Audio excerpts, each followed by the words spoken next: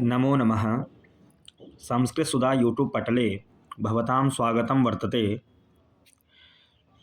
प्रिय विद्यार्थियों, आज आपके सम्मुख प्रस्तुत है एक अत्यंत महत्वपूर्ण प्रश्न जो प्रश्न पत्र में अधिकांश रूप से पूछा ही जाता है।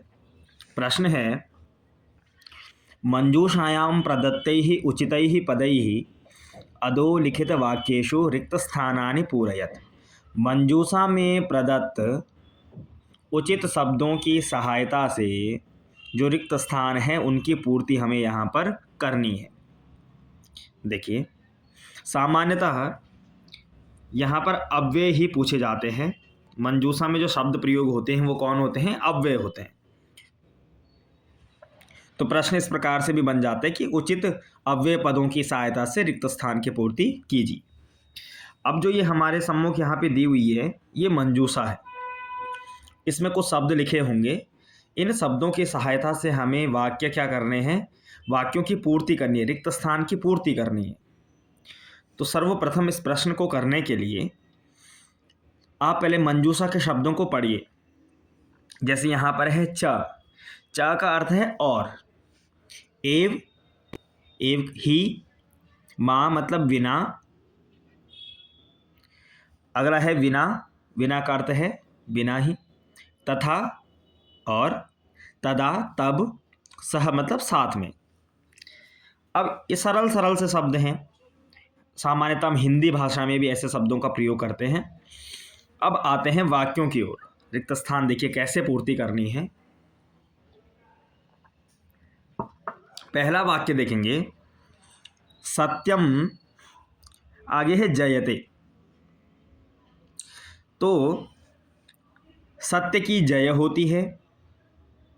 यहाँ पर इनमें से सर्वाधिक जो उपयुक्त है एव शब्द, सत्य की ही जय होती है। सत्यम एव जयते, सत्यमेव जयते। ठीक है। दूसरा, परिश्रमम न लक्ष्य प्राप्ति ही। परिश्रम, अब क्या वाक्य बन सकता है? परिश्रम के बिना लक्ष्य की प्राप्ति नहीं होती। तो इनमें से कौन सा उपयुक्त है? विना। परिश्रमम विना न लक्ष्य प्राप्ति ही, इस प्रकार से। तीसरा देखिए, रामः लक्ष्मणः।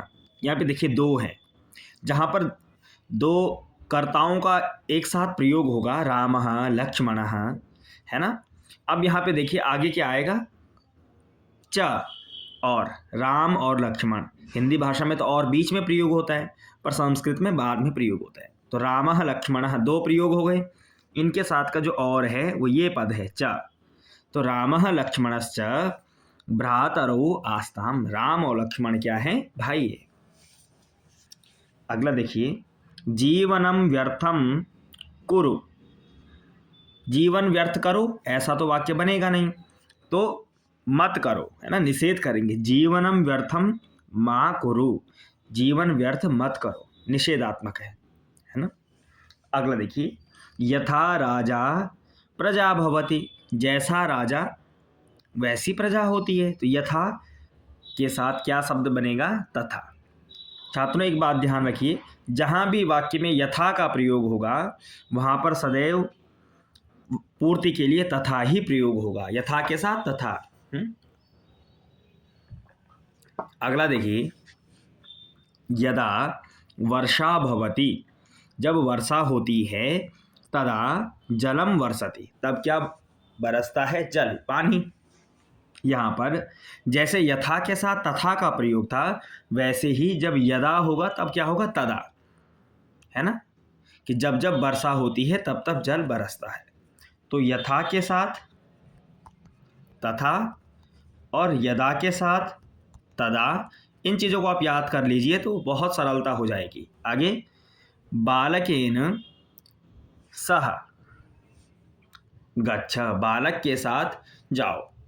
इसमें देखेंगे कि जहाँ पर सह शब्द है रिक्त स्थान में, उससे पहले वाले शब्द में तृतीया विभक्ति होगी ही होगी, यह निश्चित है। तो आप सरलता से उस वहाँ पर सह शब्द लिख सकते हैं उससे पूर्व जहाँ पर तृतीया विभक्ति हो। बालकेन, रामेण, श्यामेन, मोहनेन, रमया, सीतया, फलेन, इस प्रकार के शब्दों में तृतीया यदि विभक्ति हो उसके पश्चात ही सह शब्द का प्रयोग होगा।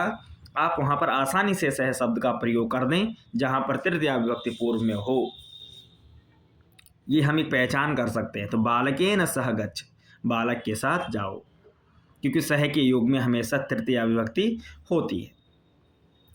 तो प्रिय विद्यार्थियों, इस प्रकार के कुछ शब्द हैं, जैसे मैंने बताया यथा के साथ तथा, तदा के, यदा के साथ तदा, यत्र के साथ तत्र। ये इस प्रकार के शब्द हैं कि जो आपस में एक साथ प्रयोग होते ही होते हैं, जिनका प्रयोग होना निश्चित है। तो और सह का प्रयोग हमेशा तृतीया के साथ, च का साथ जहाँ उससे पहले द्विवचनांत द्विशब्द दो कर्ता प्रयोग हुए हों वहाँ पर मध्य में च का प्रयोग होगा। तो इस प्रकार से आप सामान्य से शब्दों का प्रयोग पहचान करके रिक्त स्थान की पूर्ति कर सकते हैं। धन्यवाद।